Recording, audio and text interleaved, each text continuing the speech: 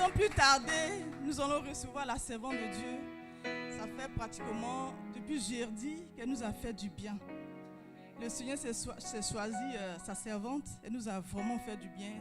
Et ceux qui ont raté, n'hésitez pas d'aller sur les réseaux sociaux pour en pouvoir. Ce matin, nous allons appeler la servante de Dieu et l'évêque Nadia Joktan. Sois bénie, maman. Jesus, you love me too much, oh, too much, oh, too much, oh, excess love, oh, Jesus, you love me too much, oh, too much, oh, excess love, oh. Jesus, you love me too much, oh, too much, oh, excess love, oh. Jésus, tu m'aimes tellement, tu m'aimes au-delà de tout. Jésus, tu m'aimes tellement, tu m'aimes au-delà de tout. Thank you, Lord. Est-ce qu'on peut mettre avec mon micro, s'il vous plaît? Le son est très faible. Alléluia. Oui, c'est beaucoup mieux. Merci beaucoup. Merci beaucoup. Merci. Alléluia. Bonjour, peuple de Dieu, peuple béni.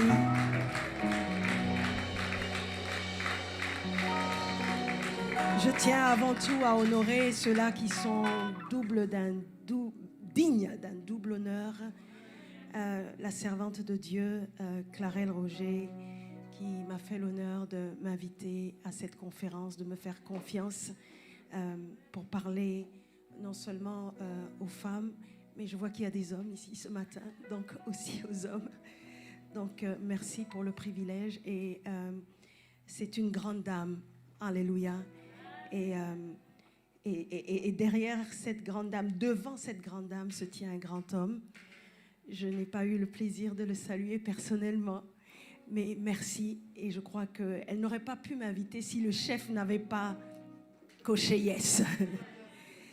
Donc, je suis vraiment honorée. Et comme je le disais hier, je bénis Dieu qui fait chaque chose bonne en son temps, mais aussi qui fait que toute chose concourt à notre bien.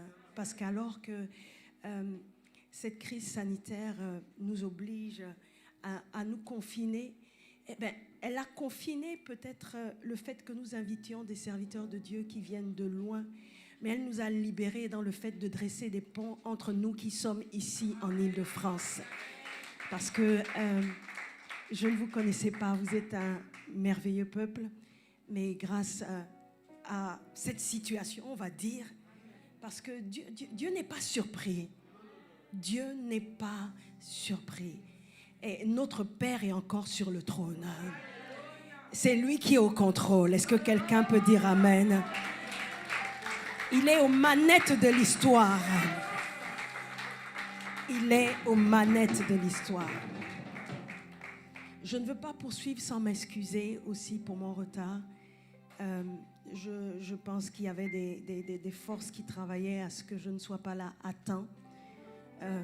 Ce sont des choses surtout qui m'arrivent souvent quand le diable sait qu'il va avoir chaud. Parce que même à mon église, je n'arrive jamais en retard. Je n'arrive pas en retard, j'arrive avant l'heure. Et dans les ministères Christ révélé aux nations, nous sommes très à cheval sur l'heure. L'évêque général qui est mon époux, l'évêque Mike Steve Joktan, très à cheval sur l'heure. Nous avons révolutionné la façon de faire le culte, même dans notre pays, le Gabon, parce que lorsque nous rentrions des États-Unis en 1996, les cultes ne duraient jamais 2 heures. Et vous savez comment c'est en Afrique, un culte, normalement, ne dure pas 2 heures. Mais nous avons des cultes de 2 heures et même des cultes d'1h30. Donc, vraiment, je demande aux serviteurs de Dieu vraiment de me pardonner et au peuple de Dieu également.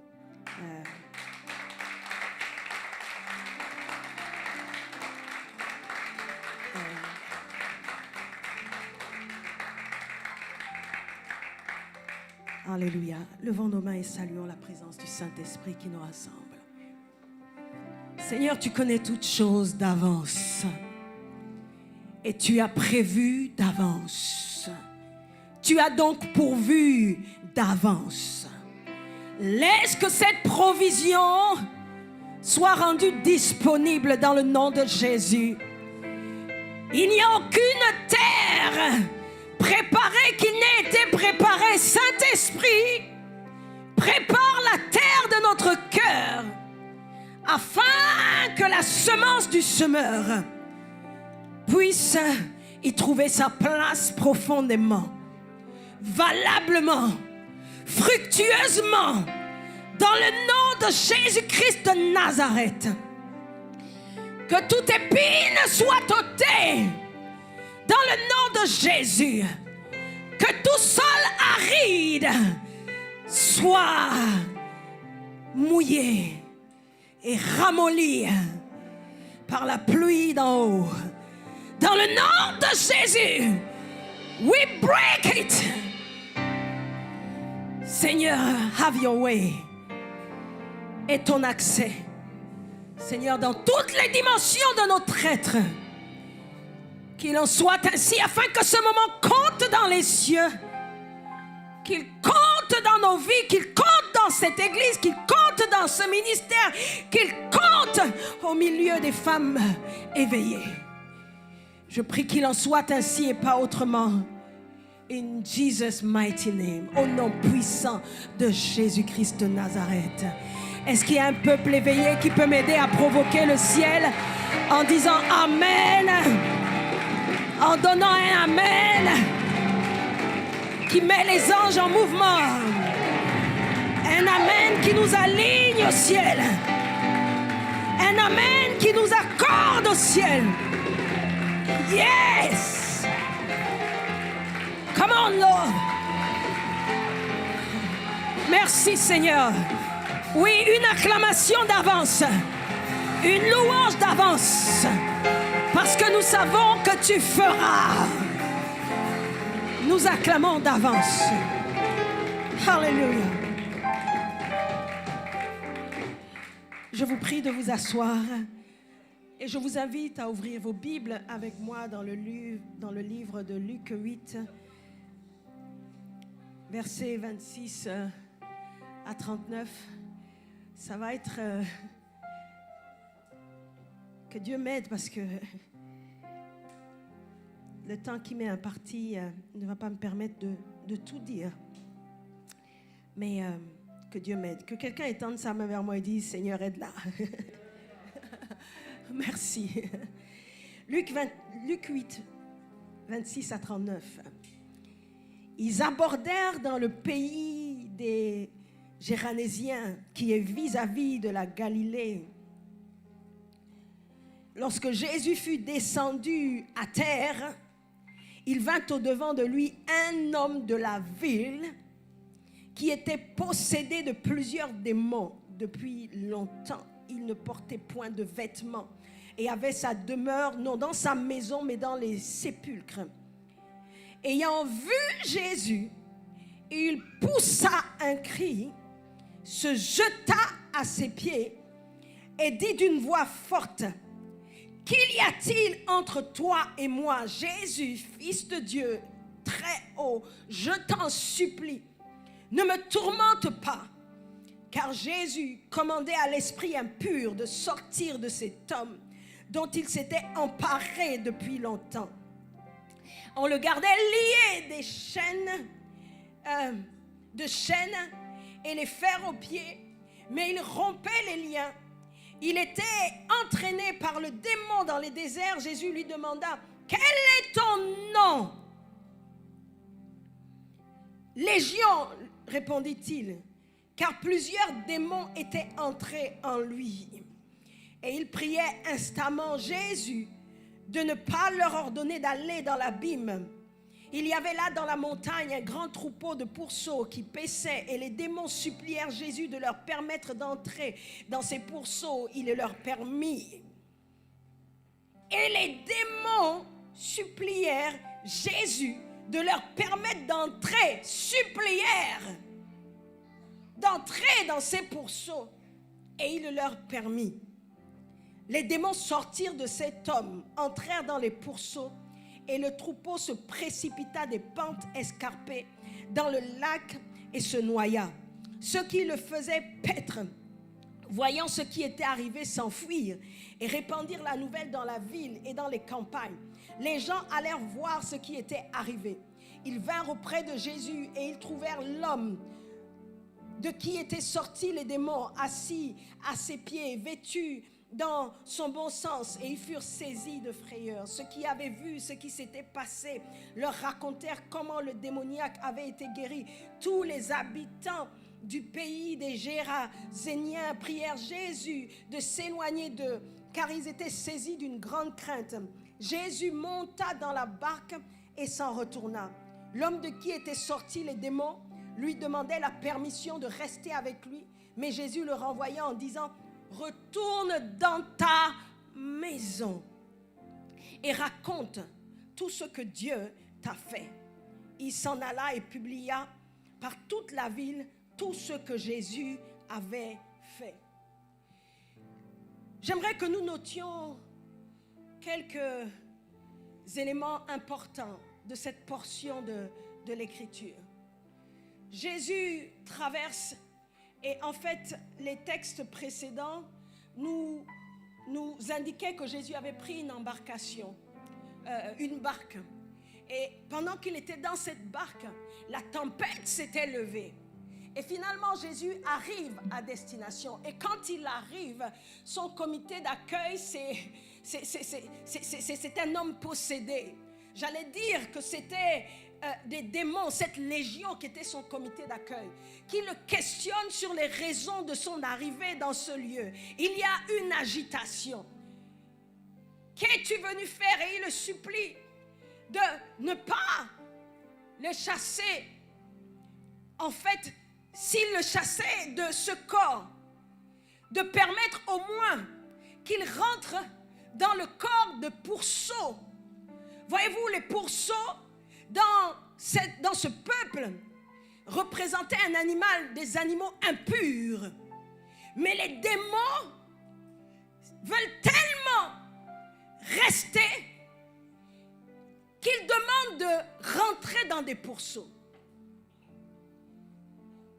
Et lorsque finalement il rentre dans les pourceaux et que cet homme est délivré, restauré, dénoué des liens de la servitude, Jésus demande à cet homme d'aller dans sa maison.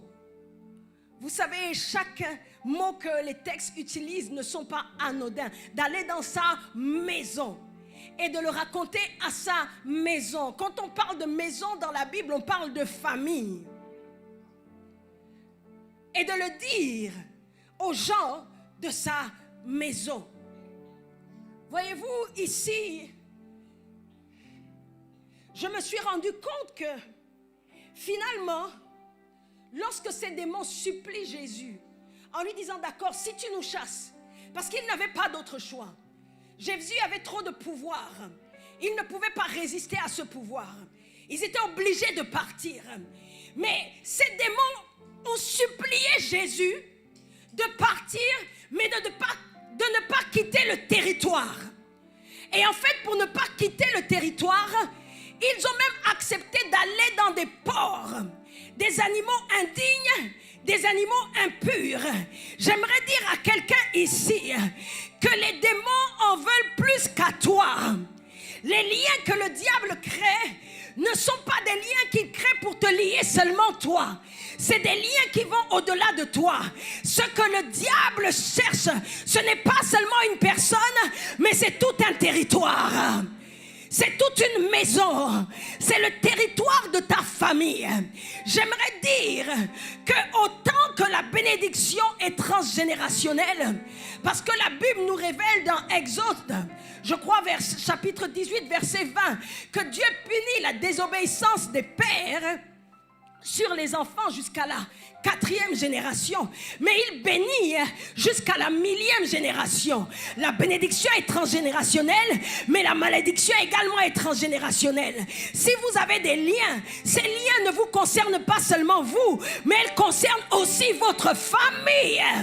Voilà pourquoi il dit, lorsque tu vas annoncer ce qui s'est passé, tu dois aller dans ta maison, dans ta famille, et raconter ce qui s'est passé à ta famille. En fait, il voulait lui dire, la bonne nouvelle est pour toi. Oui, crois au Seigneur Jésus et tu seras sauvé, toi, mais aussi toute ta maison, mais aussi toute ta famille. J'aimerais dire à quelqu'un que tu n'es pas à l'église pour rien. Même si ta famille n'est pas encore à l'église, il y a une promesse qui tient. Si tu es béni, ta famille est bénie. Si tu es sauvé, ta famille sera sauvée.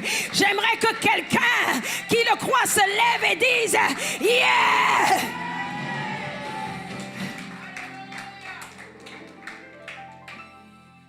J'aimerais donc que quand tu vis pour Dieu, tu vives pour plus que toi. Parce que nous devons réaliser que tout ce que nous faisons est prophétique. Chaque pensée que tu penses est une pensée prophétique.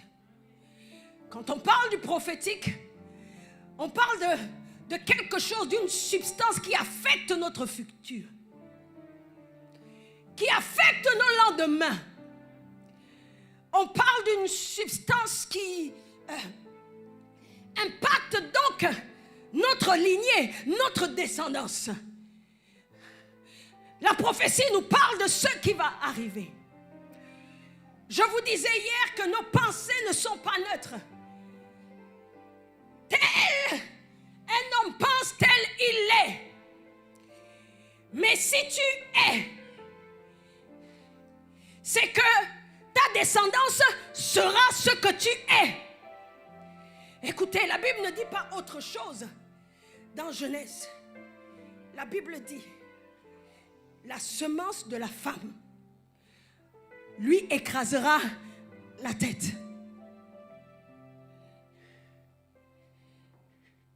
Dieu fait cette promesse à Ève. D'accord, il prononce la sentence, mais il dit il y aura une porte de sortie. Il y aura une issue de sortie.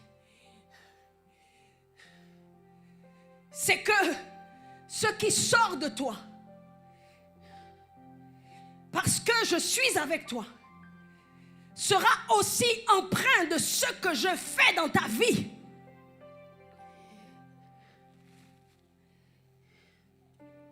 J'aimerais dire à quelqu'un que dénouer les liens de la servitude, ce n'est pas simplement quelque chose qui doit nous emmener à rechercher la bénédiction pour nous. Mais nous devons réaliser que chaque chose que nous faisons est exponentielle. C'est-à-dire que les prières que nous prions ne sont pas des prières qui ont une résonance et un impact simplement dans le présent, mais aussi dans le futur. Nous devons monter dans cette conscience. Nous devons monter dans la foi de cette vérité pour qu'elle soit activée. Ces démons-là avaient compris. Chers frères et sœurs, nous devons devenir des hommes et des femmes spirituels. Parce que les démons étaient plus spirituels que beaucoup de chrétiens. Disons, comprenaient. En fait, la réalité et la vérité du monde spirituel. Ils ont dit, d'accord, nous voulons sortir, mais nous voulons rester dans le territoire. L'ennemi n'en a pas seulement après toi, mais il en a après ton territoire. Et quand je parle de territoire, j'aimerais que vous puissiez voir le territoire, non pas simplement le territoire physique, mais le territoire également spirituel. J'aimerais dire à chacun que nous sommes une terre. Nous sommes un territoire. Nous avons été formés de la poussière de la terre. Mais voyez-vous, parce que rien de ce qui est physique n'a été fait de choses physiques, tout procède de l'invisible. S'il y a un territoire physique, c'est qu'il y a aussi un territoire spirituel. Et il y a donc des esprits territoriaux qui s'accaparent de certains territoires. Dieu a donné des territoires à chaque famille d'Abraham. Aux 12 tribus, chacun avait son champ d'action, sa juridiction. Dieu a donné à chaque famille un territoire. Et ce territoire-là, aujourd'hui, sur le plan humain, se décline même parfois en tribus, se décline en castes. Et les familles, certaines familles, et c'est très visible, très évident, en Inde, c'est-à-dire sont cloisonnées dans un certain métier, dans une certaine activité. Mais la réalité, c'est que c'est vraiment comme ça que Dieu nous a compartimentés en famille. Et il dit à Abraham, les familles de la terre seront bénies en toi. Il y a donc une bénédiction qui est attribuée à chaque famille. Il y a donc un territoire, un héritage territorial que Dieu attribue à chaque famille. Et quand je parle de territoire en tant qu'expertise même, en tant que talent. C'est pour ça que vous allez voir que certaines familles ont une facilité à faire certaines choses. Dans la Bible, il y avait des familles qui n'étaient que des familles de chantres. Et aujourd'hui, vous allez voir de père en fils, certaines familles, vous avez que des littéraires, d'autres des scientifiques. Parce que en fait, ça fait partie de l'héritage que Dieu a inscrit dans l'ADN de ces familles-là. Et de la même façon, le diable également s'approprie des territoires, non pas seulement sur le plan humain et physique, mais aussi sur le plan spirituel. Voilà pourquoi vous allez voir des familles dans lesquelles, de père en fils, on souffre de la même maladie, des mêmes maux, des mêmes tares. Parce que le diable s'est approprié ce territoire familial. Ces démons-là, ils ont dit on ne quitte pas le territoire. On veut bien sortir de cet homme, mais on ne veut pas laisser le territoire. Donc Jésus, envoie-nous dans les pourceaux. Les amis, je suis en train de dire que nous devons avoir conscience que tout ce que nous faisons impacte notre territoire familial. Et quand nous lisons Genèse au sujet de la semence, nous nous rendons compte que le futur, c'est notre semence. Et donc, nous devons pas nous délier nous seulement, mais délier notre semence. Nous ne devons pas nous délier nous simplement des liens de la servitude, mais nous devons délier notre semence. Nous devons préparer notre semence. Nous devons protéger notre semence. Parce que la semence, c'est l'avenir. La semence, c'est notre futur. En tant qu'Église, la semence, ce sont les jeunes serviteurs de Dieu aujourd'hui. Nous devons, nous, qui sommes en position déjà et dans le ministère, vivre pour plus que nous. Nous devons préparer la semence. Ne pas être des chasseurs, vivre au jour le jour. Poursuivre des choses pour manger nous et nous satisfaire nous. Mais tout ce que nous poursuivons, nous devons le poursuivre pour nous et pour notre descendance. Notre descendance physiologique et notre descendance spirituelle. Délier les liens de la servitude, c'est délier les liens de notre semence, de notre descendance. C'est impacter non seulement notre présent, mais c'est impacter aussi notre futur. Écoutez, La Bible nous révèle au sujet d'Abraham, je ne vais pas lire le texte, qu'Abraham avait un problème. Je veux dire, il avait les défauts de ses qualités. Abraham aimait les belles femmes. Des femmes très belles. Et quand on nous décrit sa femme Sarah, on nous dit qu'elle était belle de figure. Abraham avait épousé une très belle femme. Et lorsqu'on observe les hommes de la famille, de la même lignée sanguine qu'Abraham, malgré leur amour pour Dieu et le fait qu'ils étaient utilisés puissamment pour Dieu, ils avaient une préférence. Ils avaient un penchant particulier pour un certain type de femme. Ne me regardez pas bizarrement.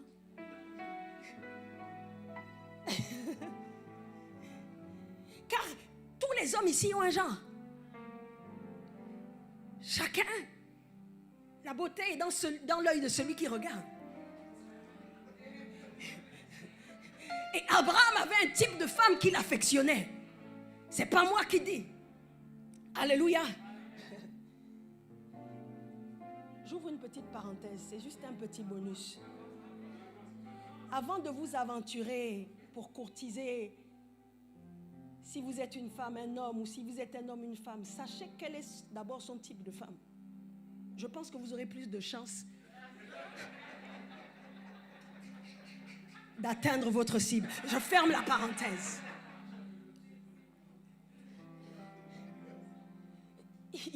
J'avais entendu l'histoire de cet homme, non, de cette femme qui avait épousé cet homme parce qu'elle aimait ses mollets.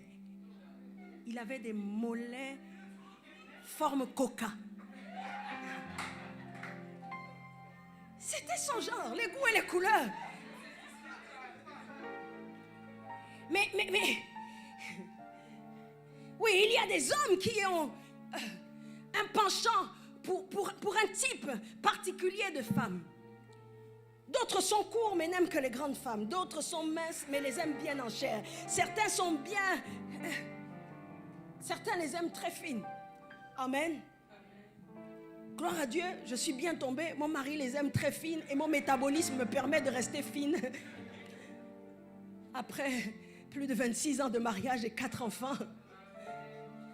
Abraham était un grand homme. Et ça, c'est indéniable, c'est incontestable. Mais ce penchant, ce n'était pas un péché d'aimer les belles femmes. Mais il avait le défaut de cette qualité-là, à savoir reconnaître les belles femmes. Il avait une faiblesse. Que quelqu'un dise tel père, tel fils. Telle mère, telle fille.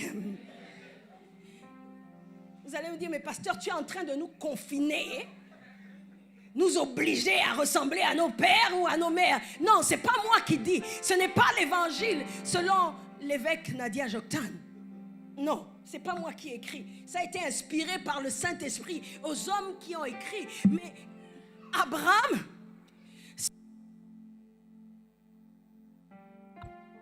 il y a un problème avec mon micro. Ça va. Abraham, le grand homme, s'est retrouvé à tomber dans le mensonge, un mensonge grossier et criard, de sorte que plus de 2000 ans après, nous ayons l'information du mensonge d'Abraham. Nous n'étions pas là. Il n'y avait pas WhatsApp, il n'y avait pas Facebook, il n'y avait pas Instagram, mais tout le monde sait qu'Abraham avait menti.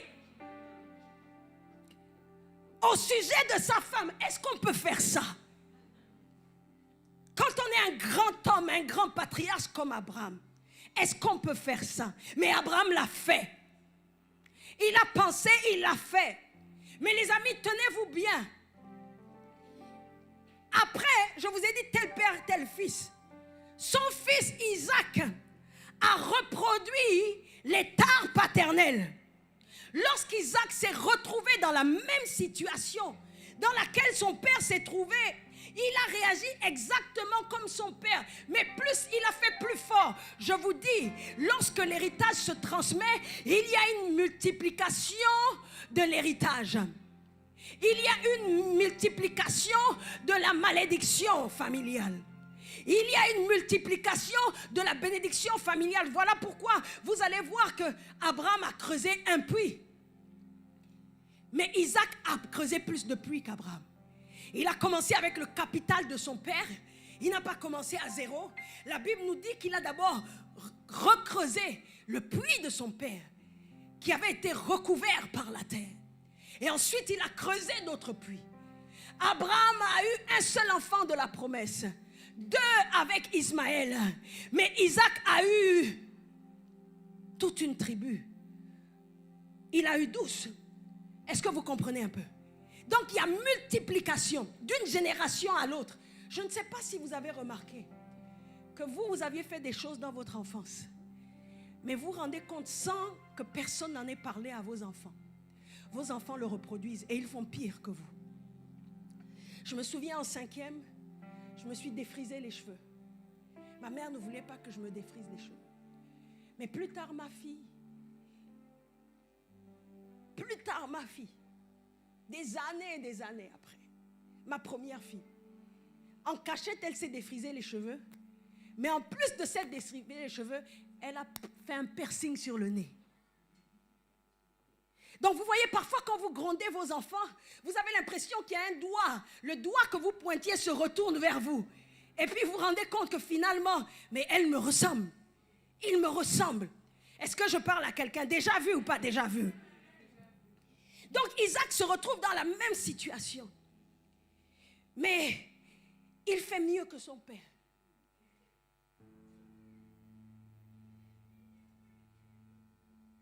Au lieu d'avoir une femme, il a 2 femmes. Rachel et Léa.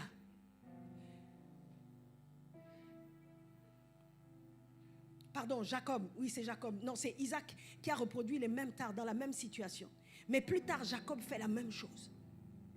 Parce que c'est dans le sang. Ça vient du sang. La vie est dans le sang. Comme nous le dit Lévitique 17:11. Dis à ton voisin, donne-lui un coup de coude et dis ça vient du sang. Toute famille a des problèmes qui sont liés au sang, à l'héritage transmis par le lien du sang. Des liens non traités. Jacob, pour gagner sa femme, s'est retrouvé dans les problèmes. Il voulait une femme et finalement il en a eu 2. Même pas 2, il en a eu 4, plus les 2 servantes de ses femmes. Car son sang ne souriait qu'aux belles femmes. L'amour l'a rendu aveugle. Et il s'est marié. Parce qu'il s'est marié dans le noir. La Bible dit que c'est le lendemain qu'il s'est rendu compte que ce n'était pas la bonne femme. Je dis le sang. Voyez, la mémoire est comme un ventre qui contient non seulement toutes les informations du passé, mais aussi les désirs du futur. Et nos désirs sont une nombre des choses à venir. Voilà pourquoi c'est important, nous devons checker ce que nous voulons aujourd'hui. Parce que ce que nous voulons aujourd'hui et ce que nous désirons aujourd'hui, les amis, nous ne le désirons pas seulement pour nous, mais nous le désirons pour nos enfants. Ça n'engage pas simplement nos vies et notre futur, mais ça engage aussi la vie et le futur de nos enfants. Écoutez, c'est important de contrôler notre présent. Élie se retrouve dans une situation où Dieu le réprimande. Dieu dit au prophète Élie que tu n'as pas été suffisamment ferme, sévère vis-à-vis de tes enfants. Ophni et Phiné, qui ne respectaient pas le sacré et qui faisaient comme ils le pensaient dans le temple, qui prenaient les offrandes, la viande consacrée pour l'offrande et qui en faisaient ce qu'ils voulaient. Mais ici, Dieu a prononcé une sentence contre les hommes de la famille parce que Élie a manqué de fermeté. Mon ami, il faut que tu sois ferme aujourd'hui dans tes résolutions. même vis-à-vis de tes enfants, ne revois pas tes standards à la baisse. Parce que tu dois avoir conscience que c'est leur avenir que tu prépares. Les amis, Église de Dieu, ne diluons pas l'évangile. Parce que si nous le diluons maintenant, par convenance, pour plaire aux gens, nous allons former une génération de chrétiens et de serviteurs de Dieu complètement dilués, qui n'ont plus de substance. Vous vous rendez compte simplement parce que le prophète Élie n'a pas été suffisamment ferme et sévère par rapport à l'éducation qu'il donnait à ses fils. Dieu a sacrifié toute une descendance. Il a dit, les hommes de ta famille ne vivront pas longtemps. Nous ne travaillons pas seulement pour nous, mais tout ce que tu fais, c'est au bénéfice ou au désavantage de la génération qui vient. Tu peux hypothéquer l'avenir de tout un peuple, de toute une descendance.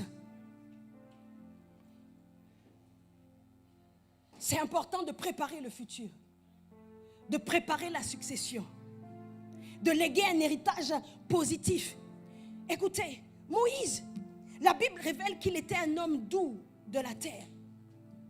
Mais cependant, après ses 80 ans de marche avec Dieu, 40 ans pour faire sortir les Hébreux d'Égypte, 40 ans de marche dans le désert, quelque chose s'est produit. Alors qu'il était à la porte de Canaan, il était sur le point de rentrer dans la terre promise, pour laquelle il avait tant bataillé, pour laquelle il avait tant subi les critiques, les incompréhensions du peuple de Dieu, les oppositions, les conflits, pour laquelle il avait subi tant de choses dans le désert. Mais alors qu'il est sur le point de rentrer en possession de la terre promise par Dieu et dont il avait tant rêvé, Moïse a été provoqué jusqu'à la colère et sa destinée s'est arrêtée là. Mais d'où cette colère provenait? Pourquoi est-ce que Moïse était en colère?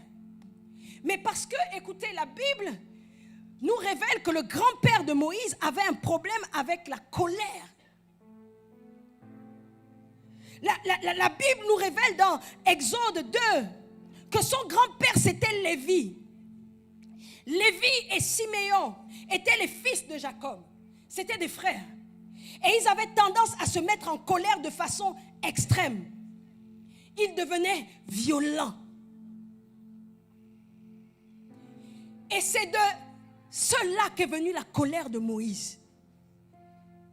Les amis, traitez durement votre corps et vos émotions. Parce qu'au risque,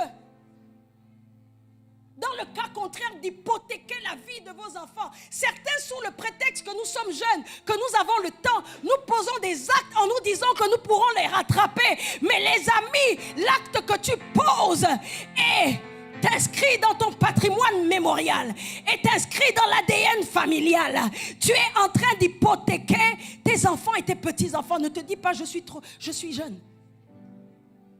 Parce que tout ce qu'un homme sème, il le récolte. Si tu ne le récoltes pas toi-même directement, c'est tes enfants et tes petits-enfants qui vont le récolter. Ne sème pas n'importe quoi, ne dis pas n'importe quoi, ne fais pas n'importe quoi. Parce que la colère qui a empêché Moïse de rentrer dans la terre promise était l'héritage de son arrière-grand-père. De son arrière-grand-père. Est-ce que quelqu'un me suit ce matin? Oh my God. Nous devons traiter le problème du passé et du présent pour vivre un meilleur futur.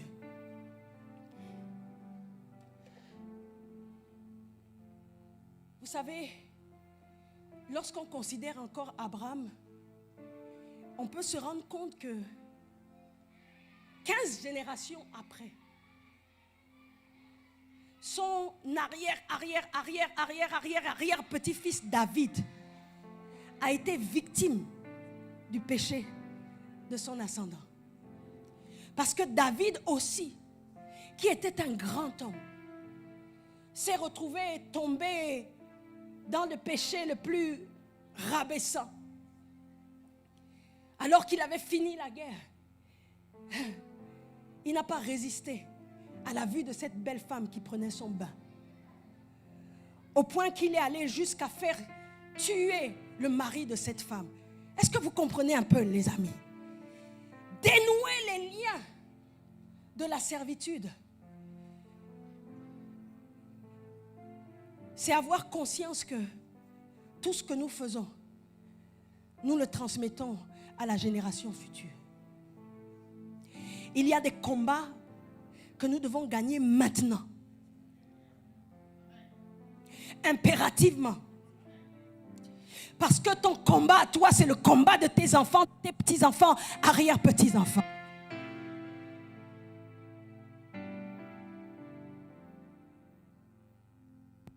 Ne gagne pas ce combat. Tu vas transmettre ce combat à la génération future.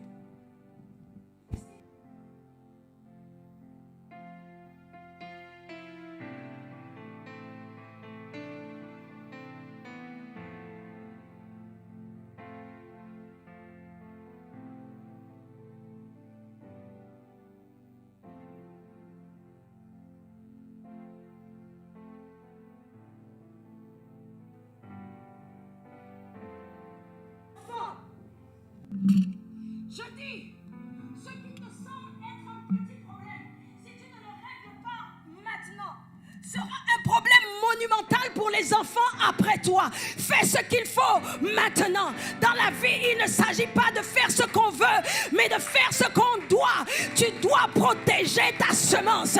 Tu dois couver la semence. Tu dois préparer la semence. Tu dois délier ta semence parce que c'est elle qui va écraser la tête du serpent. Est-ce que je parle à quelqu'un ce matin?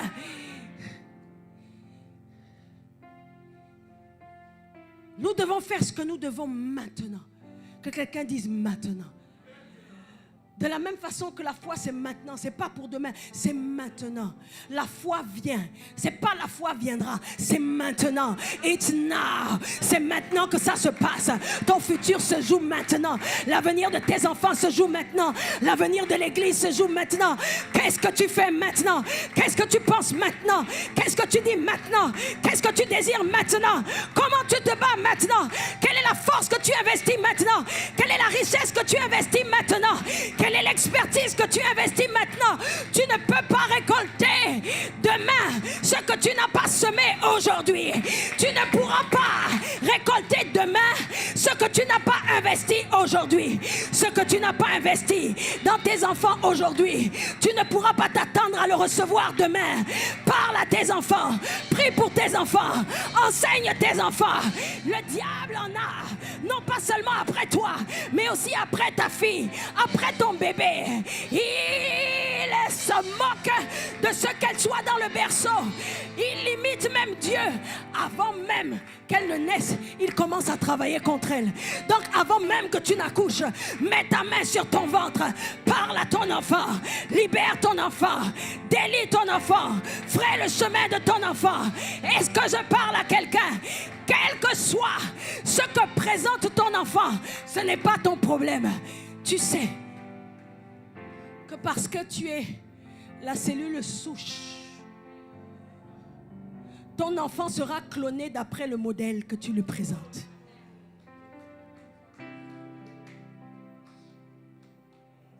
Donc, ne sois pas intimidé par ce que les enfants te présentent.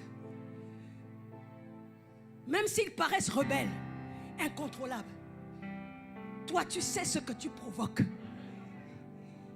Écoutez, lorsque Jésus va au temple à 12 ans, les parents le cherchent. Quand on le retrouve dans le temple, il dit, moi je suis occupé aux affaires de mon père. Marie a dit, jusqu'à preuve du contraire, je suis encore ta mère. Dieu t'a confié à moi. Je suis ton gestionnaire sur terre. Tu n'as pas la maturité. 12 ans en Israël, ce n'était pas la maturité. 30 ans, c'était l'âge de la maturité. Il a dit, hey, rentre à la maison. T'occuper des affaires, rentre. Ce n'est pas le temps. Et puis finalement, lorsque Jésus a 30 ans, qu'il se retrouve aux noces de Canaan, c'est sa mère qui est dans la gestion de l'organisation. Au moment où il pensait que ce n'est pas le temps, sa mère qui l'a mise au monde, qui avait conscience que c'est cette semence-là qui devait écraser la tête, elle dit, je ne le laisserai pas faire comme il veut. Il faut qu'il fasse la volonté de Dieu qui m'a été révélée par l'ange depuis avant même qu'il ne soit formé dans mon sein.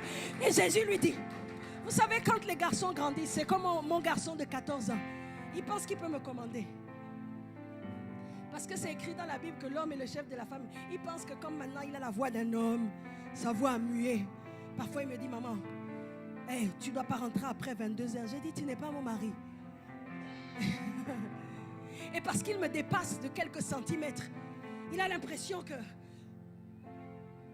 il peut régenter ma vie. Et donc Jésus, la voix avait mué, il avait 30 ans, c'était un homme, un gars, c'était un gars. Et maintenant, sa mère lui dit, écoute, ils n'ont plus de vin. Il faut que tu fasses un miracle. Commande Jésus, tu es né pour faire des miracles. Tu es né pour apporter des solutions. Là maintenant, il n'était plus occupé aux affaires de son père, il était occupé au mariage. Tellement occupé au mariage qu'on n'avait pas invité même ses disciples, il a emmené les disciples. Vous savez, les Juifs ressemblent un peu aux Africains. On t'invite seul, tu emmènes toute la famille. Et il n'y avait plus de vin parce qu'il a rameuté toute sa clique. Et c'est pour ça qu'il n'y avait plus de vin. Le vin était fini parce qu'il n'était pas dans la liste des invités. Il était plus préoccupé par le mariage que de faire les miracles.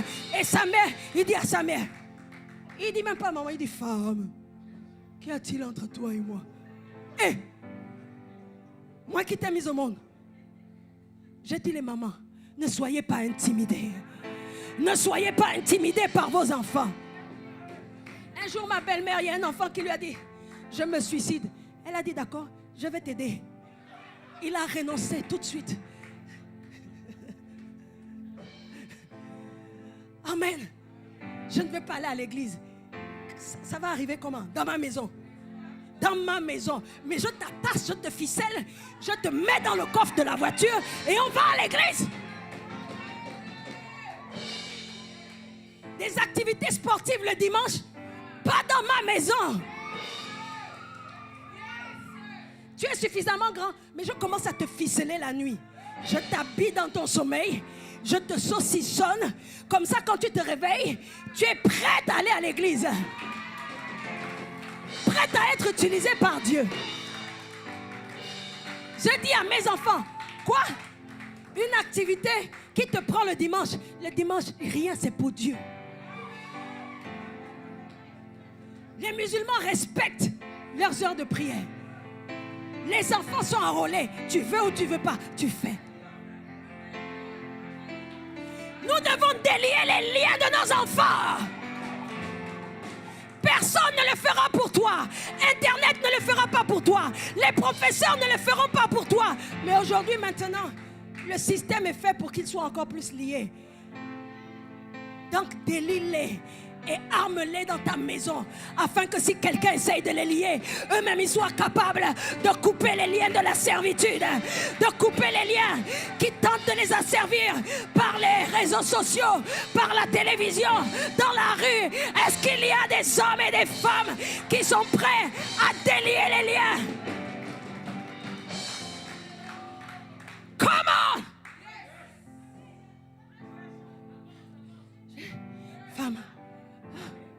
Femme, qu'y a-t-il entre toi et moi? Et puis je vais avoir peur. C'est-à-dire que si la douleur de l'accouchement là ne m'a pas tué, c'est pas ta voix là.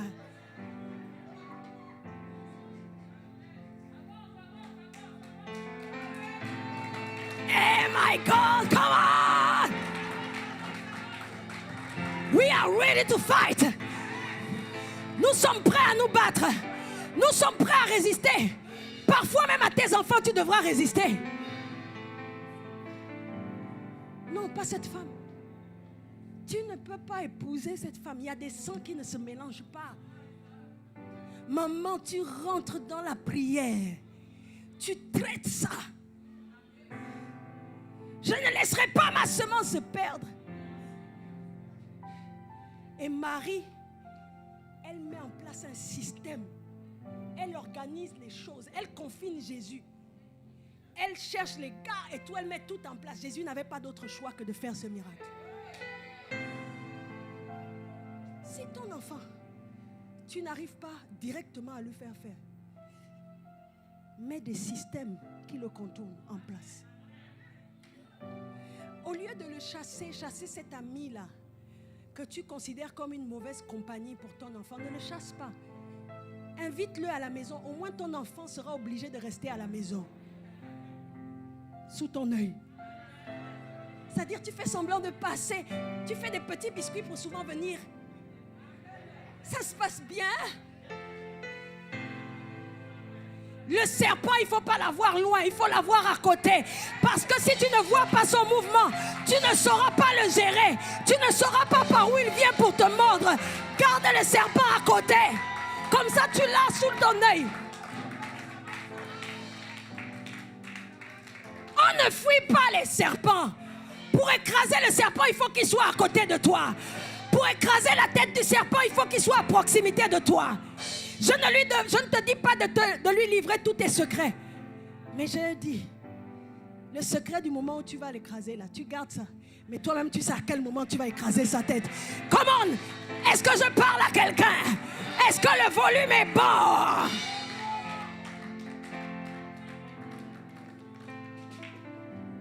Le serpent de femme là qui tourne autour de ton mari. Ne la rejette pas, dis-lui bonjour. Il ne faut pas garder loin. Il ne faut pas garder loin. Il ne faut pas garder loin. Est-ce que je parle à une femme? Le combat, ce n'est pas la journée. Le combat, c'est la nuit. La journée, tu es toute souriante, toute aimante. Mais la nuit, c'est ta papa, missile SS spirituel, missile supra-spirituel, missile SS. Tu gardes ton territoire. Comment? Makaria sitaporia panana maka. Levons-nous maintenant.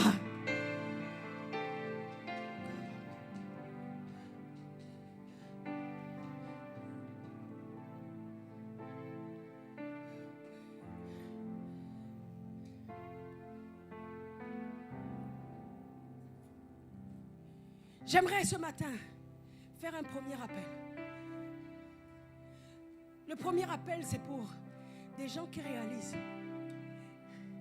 qu'ils ont été les facteurs des liens de leur descendance. Tu es un parent, tu réalises que non, il faut que je gagne ce combat. Il faut que je gagne ce combat. Il faut que je gagne ce combat. Ce n'est pas cet héritage que je vais laisser à mes enfants quand je vais partir. Ils ne doivent pas partir de zéro. Je dois leur laisser quelque chose, un capital positif. Pour commencer, je dois leur laisser une richesse, pas une malédiction. Je dois leur laisser une bénédiction, pas une malédiction. Alléluia. Levons nos mains vers le ciel. Seigneur, Seigneur, Seigneur, nous avons besoin du coup de pouce et de l'assistance de ton Saint-Esprit maintenant. Je veux appeler ces personnes-là. Vous vous rendez compte que ce qui est extraordinaire avec Dieu, c'est qu'il est le Dieu, comme Jésus a dit, qui rebâtit sur d'anciennes ruines. Il dit, l'Esprit du Seigneur est sur moi. Je dis, rien n'est totalement perdu. Tu te dis, c'est trop tard. Il n'est jamais trop tard. C'est pas trop tard. La preuve, c'est que tu es là pour entendre cette parole. Dieu ne fait rien sans avertir. Et si tu avertis de ces choses, c'est que Dieu est sur le point de faire. C'est que Dieu est sur le point de faire. C'est que Dieu est sur le point de restaurer. C'est que Dieu est sur le point de faire. Tu te rends compte que tu as posé des actes qui influencent négativement ta descendance, tes enfants, tes petits-enfants. Et tu veux gagner ce combat. Tu gagnes ce combat par la repentance. J'aimerais que tu viennes maintenant ici sur le devant. La Bible dit, si tu confesses ton péché, en d'autres termes, si tu te répands, je suis fidèle et juste de te le pardonner, mais aussi de te purifier de toute iniquité. L'iniquité, c'est une propension à faire les choses d'une certaine manière, dans certaines familles, d'une certaine façon. Une facilité à tomber dans certains péchés. C'est ça l'iniquité, la racine du mal dans la famille. Pourquoi les femmes de la famille ne se marient pas? Pourquoi personne ne perce financièrement? Pourquoi personne ne perce socialement ni intellectuellement? Pourquoi cette maladie est récurrente dans la famille de génération en génération? Pourquoi? Dieu veut effacer ça et il veut écrire une autre histoire. Pour toi et pour toute ta famille. Pour que tu ailles dire, comme cet homme que Jésus a délivré, que tu ailles dire à toute ta maison la bonne nouvelle, que nous sommes déliés. Que tu ailles tenir un autre discours. Nous sommes déliés. Venez rapidement, il me reste combien de temps? 5 minutes.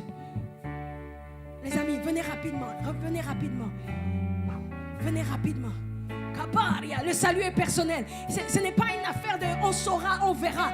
Mais il y a un combat que tu dois gagner. Je ne suis pas venu, Dieu n'a pas permis, malgré les empêchements de ce matin, que je sois là pour que rien ne se passe. Ça doit changer. Come on. Je suis venu pour toi ce matin. Je suis venu pour toi ce matin. Come on.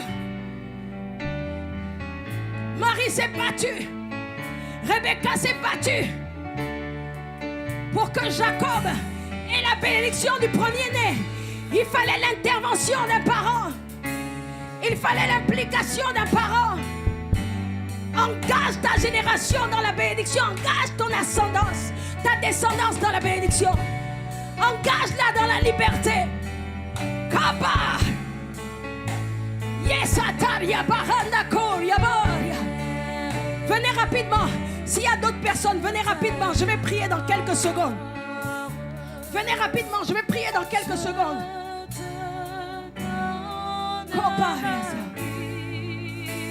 Levons nos mains vers le ciel. Je vous demande de vous associer à ces personnes qui sont devant. Parce que deux valent mieux qu'un. Comment? Je veux que tu sois dans une position de réception, d'attente. Parce que le service a commencé. Si Dieu a commencé, c'est qu'il est en pleine activité dans cette salle. Le Saint-Esprit est en train de se mouvoir dans cette salle. Il a commencé quelque part, mais il vient vers toi. Ne sois pas distrait.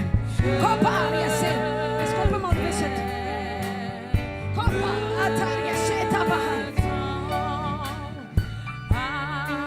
Seigneur, dans le nom de Jésus, toi qui as donné aux hommes un tel pouvoir, Seigneur, leur arrivée ici devant est un acte de repentance. Ils veulent faire différemment. Affermis-les dans cette résolution. Dans le nom de Jésus-Christ de Nazareth. Et je libère un coup de pouce céleste dans leur vie. Qu'elles soient équipées, Seigneur, pour accomplir cette mission. Seigneur, dans leur descendance. Qu'il y ait un renversement des lois. Si la loi de la malédiction pesait, si la loi de la malédiction pesait, je renverse cette loi et j'établis la loi de la bénédiction. Si les liens de la servitude s'imposaient à leur descendance à cause des actes, des pensées, des désirs qu'ils ont formés, je renverse cette imposition et j'impose la liberté. La liberté à leur descendance de s'accomplir dans leur destin. Le destin que tu as formé pour elles. In Jesus' name. Now, take it. Sois équipé. In Jesus' name. Now, reçois cette force pour ta génération. In Jesus' name. Écoutez, il y a des personnes maintenant. Pendant que je suis en train de parler, vous sentez une chaleur au niveau de votre bas-ventre. Vous sentez une chaleur au niveau de votre bas-ventre. Il y a cette chaleur au niveau de votre bas-ventre. Où est-ce que vous êtes maintenant? J'entends le Saint-Esprit me parler d'une alliance avec les autres. J'entends le Saint-Esprit de me parler d'une alliance de célibat. Et il y a une chaleur au niveau de votre bas-ventre maintenant. C'est cette alliance-là. C'est cette alliance qui empêche le mariage. C'est cette alliance qui empêche d'avoir des enfants. C'est cette alliance qui emmène la stérilité. S'il s'agit de toi, j'aimerais que tu viennes maintenant. Ce combat, tu dois le gagner maintenant. Quelque chose se passe. La chaleur est en train de s'intensifier. Je ne parle pas de tout le monde, mais pendant que je suis en train de parler, c'est en train de s'intensifier. Parce que le combat doit être gagné maintenant. Parce que toute une génération après vous, madame, en dépend. Si vous sentez cette chaleur, venez. Venez, venez. Tu es en train de délier des liens maintenant. Il y a un combat. Il y a un combat, c'est pour ça que tu ressens ce feu.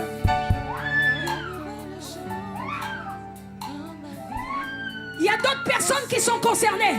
Venez rapidement, Saint-Esprit, emmène-les. Venez rapidement, venez rapidement. Attention, aidez-les, je vous dis c'est fort. Ça doit s'arrêter maintenant. Dieu a décidé de délier vos liens aujourd'hui. C'est maintenant. C'est maintenant. C'est maintenant. C'est maintenant. Posez-la quelque part. Viens rapidement. Tu sens quelque chose marcher au niveau de ton bas-ventre. Viens rapidement. C'est maintenant. C'est maintenant. C'est maintenant. C'est maintenant.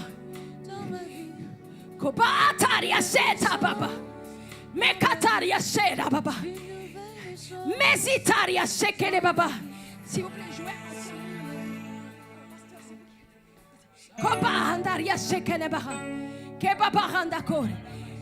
my God, my God, my God. Il y a encore une personne qui est concernée par ça. Est-ce qu'on peut m'enlever les pots qui sont là pour que je puisse... Il y a une personne encore qui est concernée par ça. Mais il y a une personne, tu sens même quelque chose marcher au niveau de ton bas-ventre. Vous savez, écoutez-moi attentivement. Lorsque Dieu vient se révéler à Moïse dans le buisson ardent, comme un feu, le buisson ardent ne se consume pas. Quand le buisson se consume, c'est qu'il y a une résistance, c'est qu'il y a quelque chose à consumer. Quand vous sentez la présence de Dieu comme un feu brûlant qui vous fait mal, c'est qu'il y a une résistance, c'est qu'il y a un combat, c'est qu'il y a quelque chose à consumer. Donc si vous sentez ce feu, venez rapidement.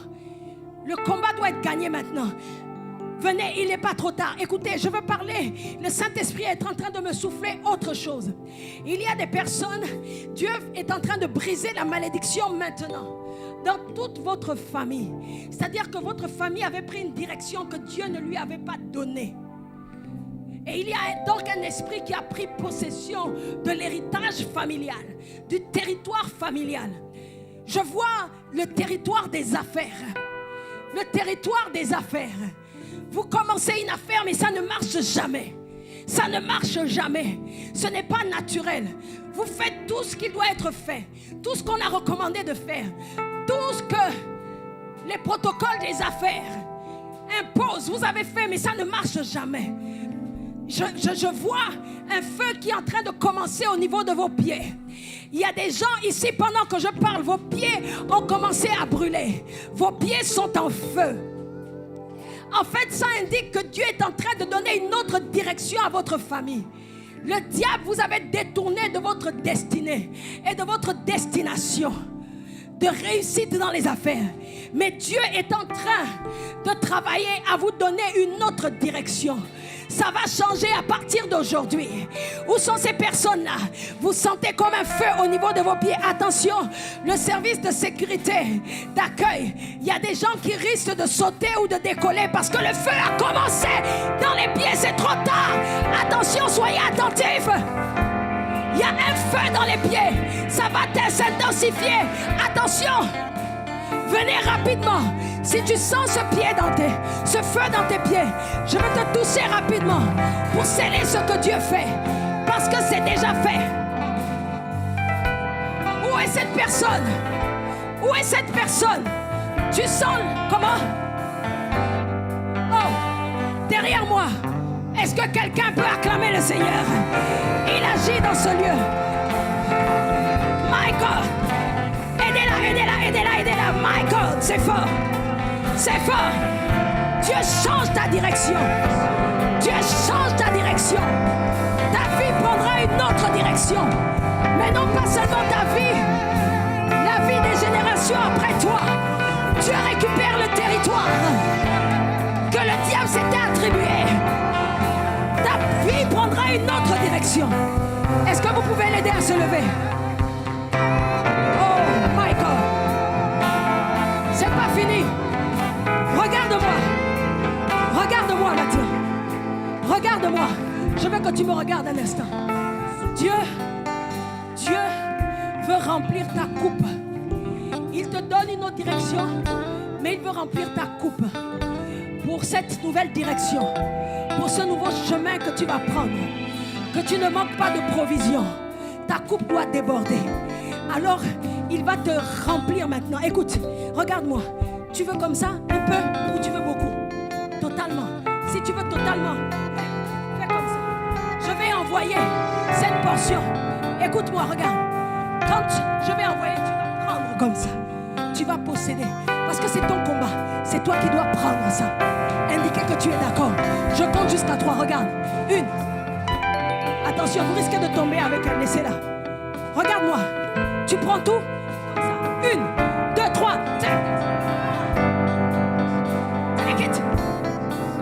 Tout. Seigneur, je scelle ce que tu as fait dans sa vie. Je déclare que ces liens sont déliés totalement. Seigneur, à partir d'elle, jusqu'aux générations après elle, au nom de Jésus. Au nom de Jésus, une nouvelle créature. Les choses anciennes sont passées. Toutes choses deviennent nouvelles. In Jesus' name. Amen. Alléluia. Merci. Que quelqu'un acclame Dieu. Le temps qui m'est imparti est écoulé. Je suis obligé d'arrêter. Il y a d'autres choses. Il y a d'autres choses que le Seigneur me mettait à cœur. Il y a d'autres paroles que je recevais pour certaines personnes ici. Mais je crois que le Saint-Esprit, ce qui ne m'a pas été permis de faire, à cause du temps, il va le continuer. Lève tes mains et dis Amen. Reçois. Vous allez vivre des visitations extraordinaires cette nuit. Vous allez simplement constater. Saint-Esprit, je te fais confiance. Toi qui vas au-delà du temps, au-delà des lieux. À toi la gloire. In Jesus' name.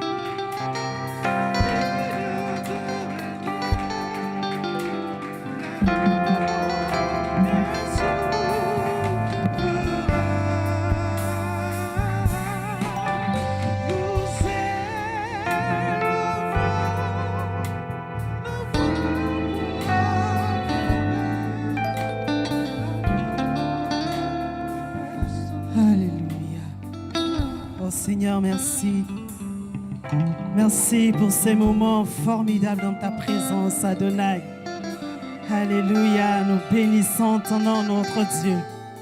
Servant de Dieu, soyez bénis. Que le Seigneur vous bénisse. Amen, amen, amen. Alléluia. Waouh. C'est calme tout d'un coup. Alléluia. Est-ce qu'il y a des femmes éveillées en ces lieux? Alléluia! Non, je ne vous entends pas là. Alléluia! Est-ce que nous pouvons acclamer le Seigneur? Vous savez, bien-aimés, il faut être prophétique. Il faut poser des actes. Amen. La servante de Dieu vient de nous parler de quelque chose vraiment de très profond. Il y a des actes que nous posons aujourd'hui qui vont impacter le futur. Donc, quand on dit il y a des femmes éveillées, je crois aussi qu'il y a des hommes éveillés en ces lieux. Hein? Amen. Il y a des hommes vraiment éveillés en ces lieux. Vous voyez, vous, des femmes, on dit, est-ce qu'il y a des femmes éveillées en ces lieux? On est là un peu timide. Le Seigneur nous a fait du bien ce matin. Amen. Amen. Si tu crois que Dieu t'a fait du bien ce matin, bien-aimé, tu vas faire monter vers le Seigneur cette offrande d'acclamation. Amen. Nous allons faire monter vers son trône, alléluia, une offrande d'acclamation. Parce que notre Dieu est celui qui dit, désormais vous verrez la différence entre ceux qui servent le Seigneur. Désormais vous verrez la différence. Alléluia. Cela ne peut pas être possible, bien-aimés, entre ceux qui servent le Seigneur et ceux qui sont dans le monde, que les choses soient pareilles. La Bible dit que vous verrez la différence. C'est dans le livre de Malachie 3, 18. Vous verrez la différence. Alléluia. Alléluia. Mais pour voir la différence, bien-aimé, il faut que tu crois en cela. Alléluia. Très important. Amen. Nous allons élever la voix ce matin avant que je passe la parole au pasteur. Amen. Nous allons élever la voix vers le Seigneur pour cette femme merveilleuse, cette femme de Dieu qui nous a bénis. Amen. Nous allons demander que le Seigneur rajoute encore davantage. Amen. Nous allons y tendre nos mains vers elle pour bénir sa vie, bénir son ministère. Alléluia. Et bénir sa famille aussi. Nous allons demander à Dieu que le Seigneur se souvienne d'elle. Alléluia. Parce qu'elle a répondu à cet appel. Elle a répondu à l'appel. Et elle a obéi. Nous allons élever la voix, bien-aimée. Élève ta voix et bénis la vie de la servante de Dieu. Alléluia. Alléluia. Bien-aimés, nous prions pour cette servante de Dieu. Alléluia. Ô Seigneur éternel, toi qui ouvres les écluses des cieux, ô Dieu de gloire, toi qui fais pleuvoir, Seigneur éternel. Seigneur, en ce jour, nous te prions, ô notre Dieu, pour la vie de ta servante éternelle, ô Dieu de gloire. Nous croyons, Seigneur, ô Dieu, que tu es le Dieu qui l'a béni. Tu l'as béni dans la ville, Seigneur. Tu l'as béni dans la montagne, ô Dieu de gloire. Et dans les vallées, tu es le Dieu qui l'a béni, ô Dieu de gloire. Tu es ce Dieu qui l'a appelé, Seigneur, ô Dieu, que tu as déposé en elle, Seigneur, ô Dieu de gloire. C'est dents merveilleux, Seigneur. Nous voulons bénir sa vie. Seigneur, nous voulons bénir, Seigneur, ô Dieu, ses entreprises. Nous voulons bénir sa famille éternelle, ô Dieu. Et nous croyons, Seigneur, en ce jour, que tout ce que ses mains touchent, ô Dieu de gloire, est béni, Seigneur éternel. Éternel, tu te souviens de ta servante éternelle, ô notre Dieu. Merci, Adonai. Merci, Dieu d'Israël, parce que tu réponds sur sa vie, Seigneur, ô Dieu, des pluies de bénédiction. Tu es le Dieu de son appel. Éternel, nous rendons gloire à ton nom. Alléluia.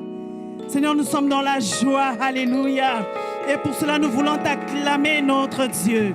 Honneur et louange à toi, ancien des jours, parce que tu règnes dans l'assemblée des saints. Alléluia. Et la gloire soit pour toi, Seigneur Jésus. En ton nom, nous avons prié, Jésus, ce matin. Alléluia. Amen.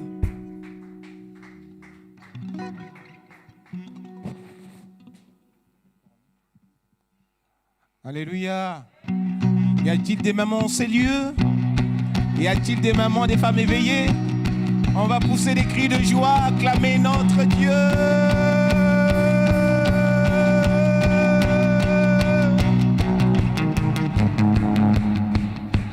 Les papas, acclamez les mamans. Hein. Hey, hey, hey. Acclame, acclame, acclame. Acclame, acclame, acclame. Acclame, acclame, acclame. Acclame ton Dieu. Peuple racheté et pousse vers le Seigneur. Des cris de triomphe.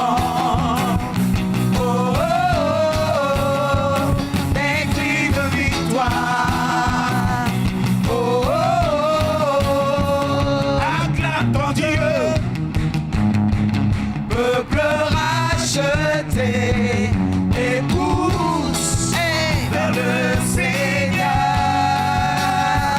des cris de triomphe, oh, oh, oh, des cris de victoire, oh, oh, oh. Alléluia. Les mamans m'ont fait chanter ce matin. Alléluia. Nous savons que les temps étaient durs. Généralement, les églises sont confinées, cloîtrées. Mais les mamans ont eu à mettre leur zèle en en avant en tout cas. Et voici, nous sommes arrivés à la fin de ces 3 jours, 4 jours. Que Dieu te bénisse. Que Dieu te bénisse. Que Dieu vous bénisse.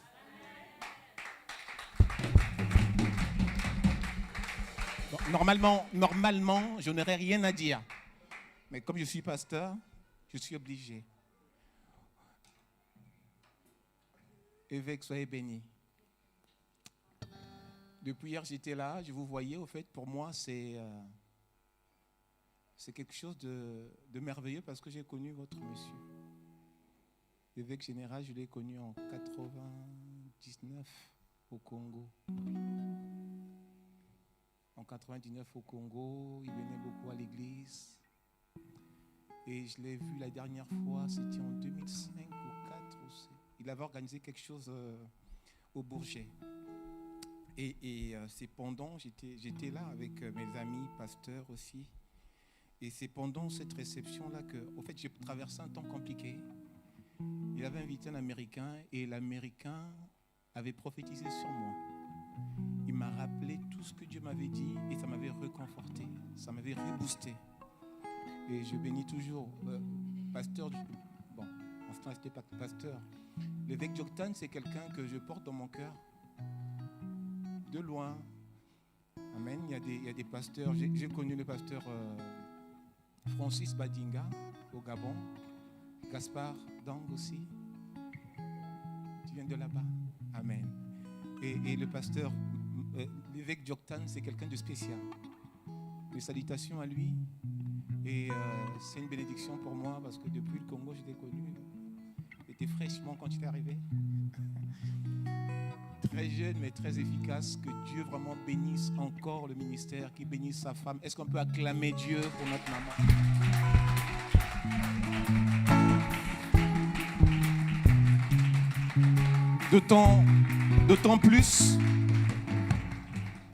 D'autant plus qu'elle a pris 3 jours. Je me suis couché très tard avant-hier parce qu'il fallait l'écouter. Je n'ai pas pu m'arrêter. Et hier encore, j'étais là. C'est vraiment une bénédiction. Amen.